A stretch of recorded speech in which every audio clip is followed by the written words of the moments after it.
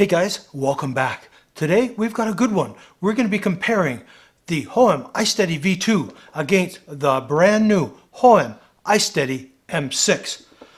Trying to figure out which gimbal you want? We're going to look at the features. We're going to have a look at the differences. Are there any differences? Is one better than the other? I'm going to help you try and decide which gimbal is best for you. So without further ado, let's get into it.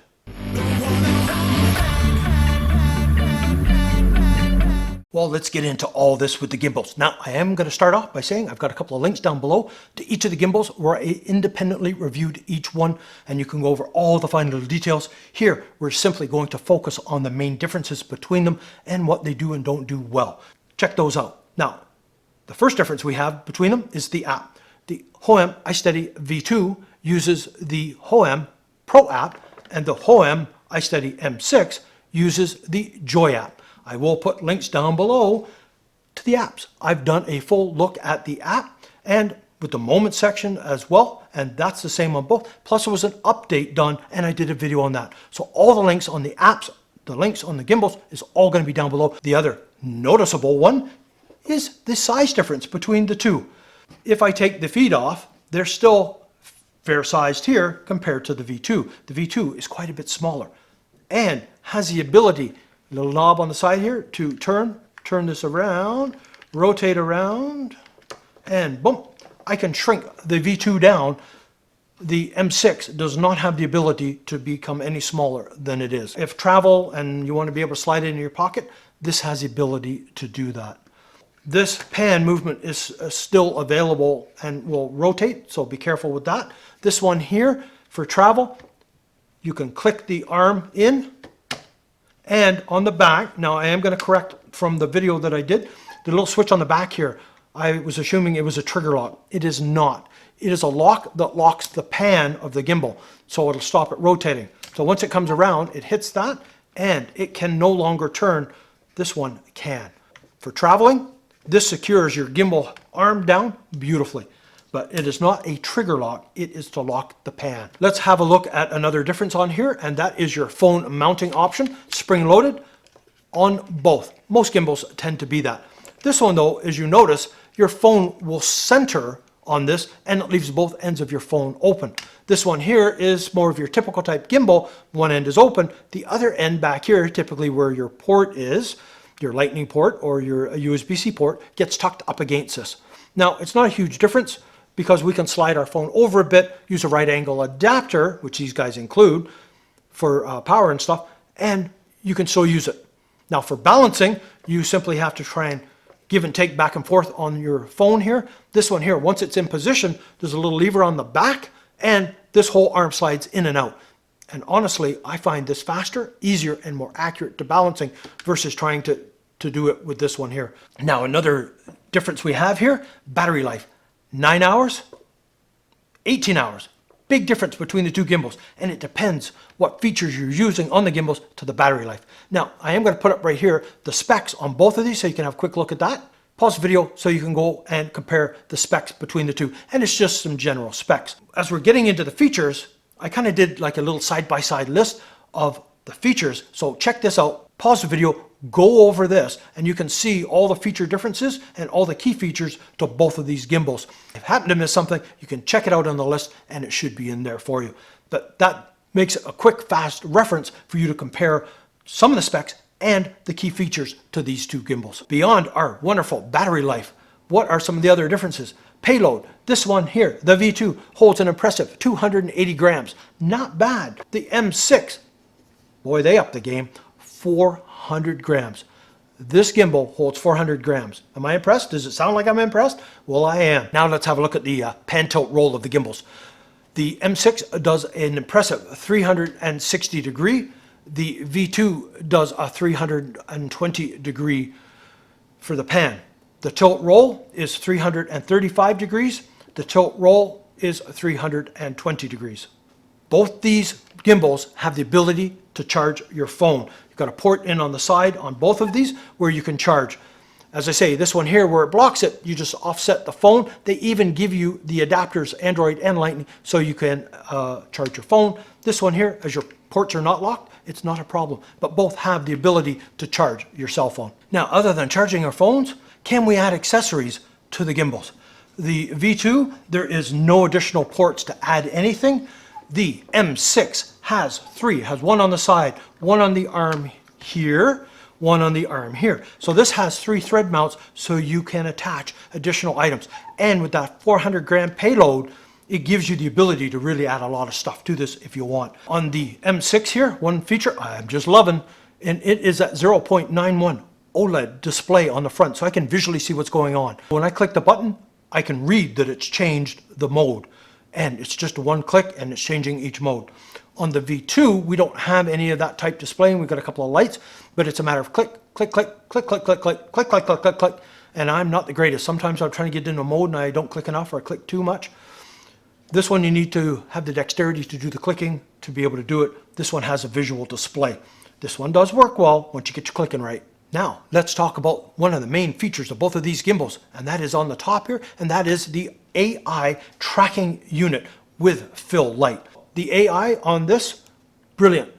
AI on this, brilliant. They both work exceptionally well. They can both accept the OK symbol. They can both accept the palm symbol to start and stop your tracking. Now, this one is made for vlogging because it's fixed and it's only facing you. This one here, they really stepped it up. They took their little AI unit and I can actually pull it off, turn it around, and now I'm tracking you versus me. The tracking works the same, but I can change the direction, whether it's forwards or backwards, to the tracking. That is awesome. I love that feature and have that ability to do that. Now, the M6 also has another cool feature. If I want to offset myself here and have me stay on this side and track, the V2 can't do that. It'll always keep me centered. The M6, I just simply have to do this, move to my new location, do this again, then OK, and it'll track me and keep me off on the side, which is awesome. This one does not have that ability. Now, also in the AI units here, we have built-in lights. This one has a daylight balance, 3 level of brightness light to it, and honestly, not the brightest. Kind of works, but it's, like I say, not the greatest. This one here has a CCT and RGB lights built in, meaning it'll do warm to cool, or I can go into RGB and it's a stepless brightness. So this one here, it's low, medium, and high. This one here, I can spin the dial and adjust the brightness, and it has full color modes available to it. Big difference in the AI units between the two. All right, do they have the ability to go into portrait mode? Well, yes. Yes, they do. Both go into portrait modes a couple of ways. This one, with the AI unit, I can simply do this and this to get it to rotate by hand signals. The AI on this one will not do it. It only works with the V2. Now, on here on the V2, I click once on the mode button and it'll switch it into portrait mode. This one here, if you look at the video clip here, I just put it into flashlight mode and rotate the phone manually. Also, before I turn the gimbal on, I can take and rotate the camera mount and click it into position, and now I can set it up to work in portrait mode by simply rotating it and rebalancing my phone, then turning the gimbal on. So they both have the capability to go in portrait mode.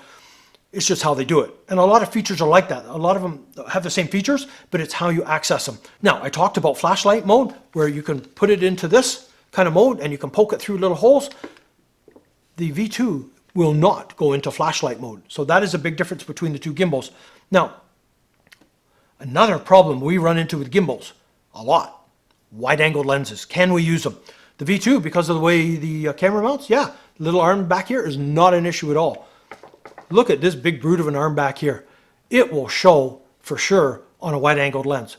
Hohem knows that. Hohem did a workaround for it. On the back is a trigger. I click it 4 times and check this little clip out. You can see how it rotates and puts the arm on the other side. Now I can use a wide-angled lens. Can I use a wide-angled lens with both these gimbals? Yes. Yes, you can. A couple of other differences control-wise on the gimbals. The M6 has a dial here, which will allow you to use your light and focus, and you can adjust the brightness and the color and everything else. It also has a trigger on the back, which helps you recenter and has a few other features. This one here, it doesn't have any of that. It's very minimalistic, but it can still do the same kind of things. As I say, it just does it differently. And with the light, no, you can't adjust the light that way. It's only a 3-step with a little button on the top. This one here, I can recenter it by just doing a double click on the mode button here, and it'll recenter. This one I do the trigger on the back. So again, same thing, different way of doing it. Now, why do we get a gimbal? We get a gimbal because we want stable footage and some of the cool flashy features, but we want stable footage. Now let's have a look at some walking and ninja walking and some running with the gimbals and see what you think. Walking.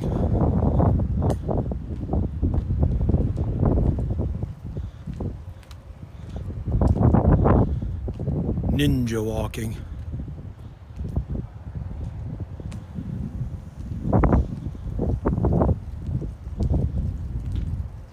Running.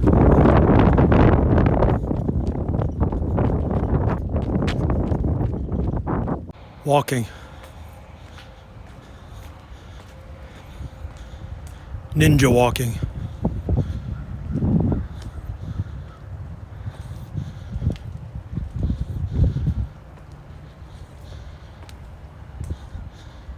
Running.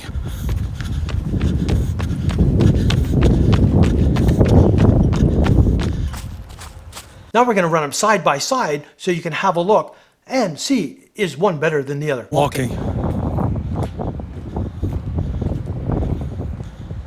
Ninja walking.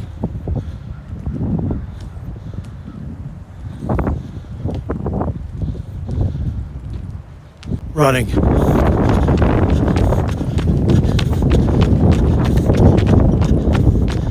Well, there you go. I think they're both pretty good. That up and down motion, you're always going to get. That's your 4th axis. These are 3-axis gimbals, so you're never going to get rid of it.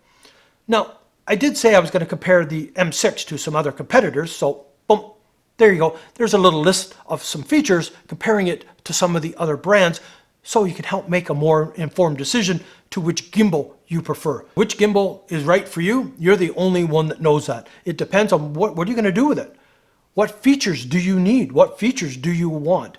That will help you decide which gimbal you need and or want. I really like both, but they've stepped up the game with the M6. And honestly, I have to say that I favor the M6 because of the display screen.